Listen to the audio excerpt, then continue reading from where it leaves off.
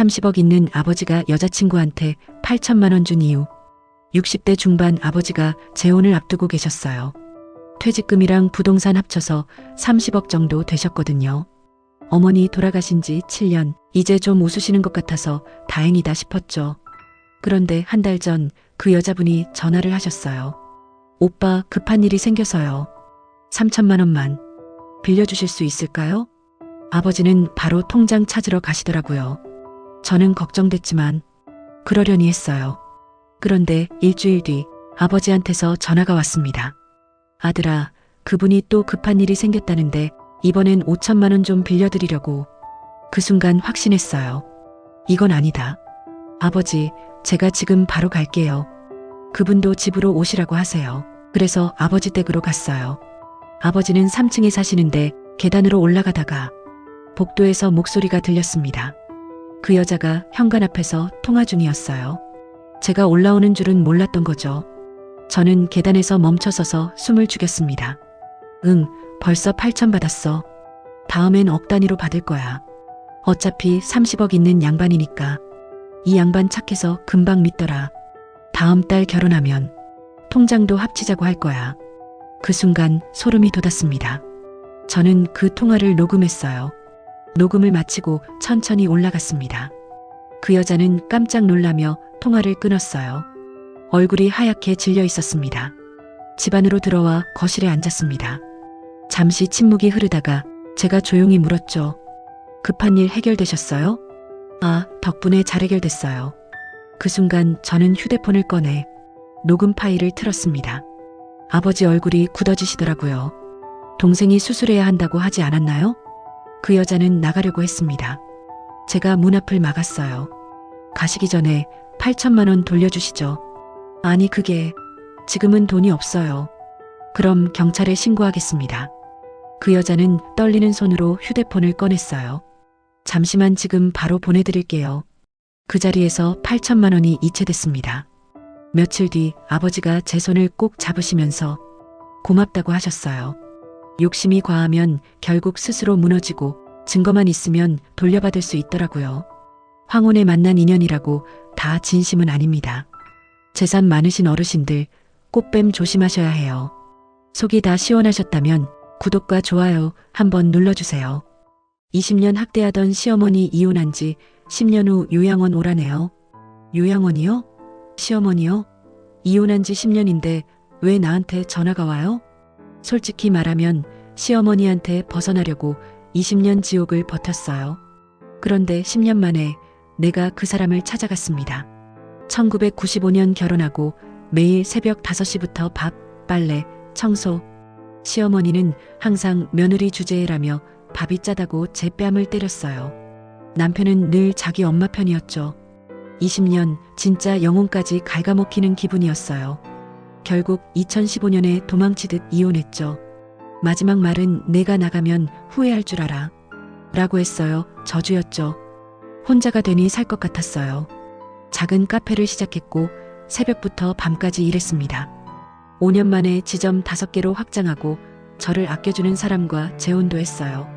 완벽하게 행복했어요. 억지로라도 시어머니 생각은 안 하려고 애썼습니다. 그런데 재산 문제가 있었더군요. 시어머니는 돈이 좀 있었는데 2019년에 두 아들한테 상속을 전부 끝냈더군요. 그리고 2025년 요양원에서 전화가 왔습니다. 아드님들 연락이 통 안 되는데 비상연락처가 대기세요. 심지어 전 남편에게 문자까지 왔어요. 어머니 일은 참견하지 마. 이제 남남 아닌가? 기가 막혔죠. 상속받을 거 다 챙긴 아들들은 엄마를 버리고 20년 괴롭힘 당한 며느리만 남은 거예요. 이보다 더한 아이러니가 있을까요? 요양원에 갔습니다. 복수? 비웃음? 무슨 감정인지 저도 모르겠더군요. 문을 열었는데 휠체어에 앉은 할머니가 있어요. 너무 작고 쇠약해져서 저를 20년 괴롭히던 그 사람이 맞나 싶었어요. 떨리는 목소리로 수진아, 미안하다. 처음 듣는 사과였어요. 가슴이 터질 것 같았죠. 그런데 제 입에서 나온 말은 미워하러 왔어요 라고 했어요. 그 순간 문 밖으로 뛰쳐나가고 싶었어요. 20년치 분노를 다 쏟아내고 싶었습니다. 그때 시어머니가 말했습니다. 나도 그렇게 시집살이 했어. 그게 당연한 줄 알았지. 그 말을 듣는데 울컥했어요. 아, 이 사람도 시대의 피해자였구나. 용서 안 할 거예요. 하지만 다음 주에 또 올게요. 지금은 한 달에 2번 면회를 갑니다. 용서는 어머니를 위한 게 아니었어요. 이건 완전히 나를 위한 거였죠. 미움을 내려놓으니 비로소 자유로웠습니다. 혹시 아직도 미워하는 사람이 계신가요? 그 미움, 당신만 아프게 합니다. 공감되셨다면 구독과 좋아요 부탁드립니다. 며느리가 제 밥에 수면제를 탔습니다. 6개월 동안 매일 밤 9시만 되면 정신을 잃었습니다. 화면 2번 터치하시면 이야기가 계속됩니다. 3개월 전부터였습니다. 저녁을 먹고 나면 이상하게 졸음이 쏟아졌습니다. 처음엔 나이 탓이라 생각했습니다. 그런데 이상했습니다. 아침에 일어나면 기억이 없었습니다. 며느리 수진이가 말했습니다. 어머니, 요즘 치매 오시나 봐요. 어제도 같은 말 3번 하셨어요. 그랬어? 병원 한번 가보세요. 걱정돼요. 아들도 고개를 끄덕였습니다. 어느 날 일찍 잠이 깼습니다. 새벽 2시, 목이 말랐습니다. 부엌으로 가려는데 거실에서 소리가 들렸습니다. 며느리와 아들의 목소리였습니다. 한 알만 더 늘려. 확실하게. 엄마가 눈치채면 어떡해? 괜찮아. 어차피 치매라고 생각하잖아. 심장이 멎었습니다. 다음 날 저녁, 식탁에 앉았습니다. 며느리가 밥을 가져왔습니다. 어머니, 드세요. 밥그릇을 받아들었습니다. 그런데 이상했습니다. 밥 위에 하얀 가루가 보였습니다. 이게 뭐니? 보리가루예요. 몸에 좋다고 하네요. 거짓말이었습니다. 며느리가 화장실에 간 사이 밥그릇 사진을 찍었습니다. 서랍을 열었습니다. 약통이 있었습니다. 졸피뎀, 수면제였습니다. 손이 떨렸습니다. 그날 밥을 먹는 척했습니다. 며느리가 보지 않을 때 화분에 버렸습니다.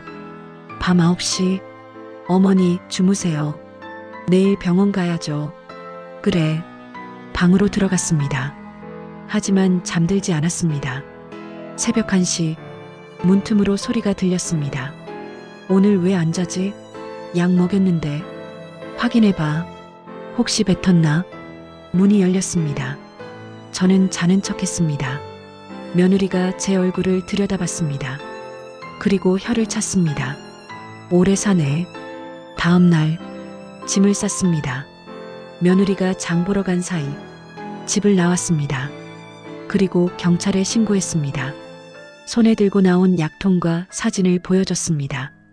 6개월 동안 제 며느리는 저를 잠재웠습니다. 제가 말을 못하게, 제가 기억을 못하게, 빨리 죽기를 바라며. 여러분이라면 어떻게 하시겠습니까? 댓글로 여러분의 의견을 남겨주세요. 영상이 재밌으셨다면 구독과 좋아요 부탁드립니다. 형님은 핸드폰만 쳐보고 나는 설거지 10년 결국 폭발. 10년. 혼자 설거지했어요. 그런데 시어머니가 그러시더라고요. 우리 큰며느리 오늘도 고생 많았네. 그럼 저는요? 명절 때마다 형님은 아침 8시에 한번 나타나서 애들 봐야 돼서 하고 바로 사라져요. 근데 애들은 남편이 보고 있고 형님은 거실에서 폰만 보고 계세요.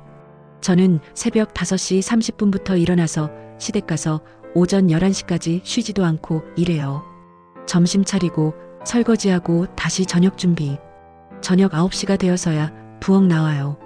이번 명절에도요.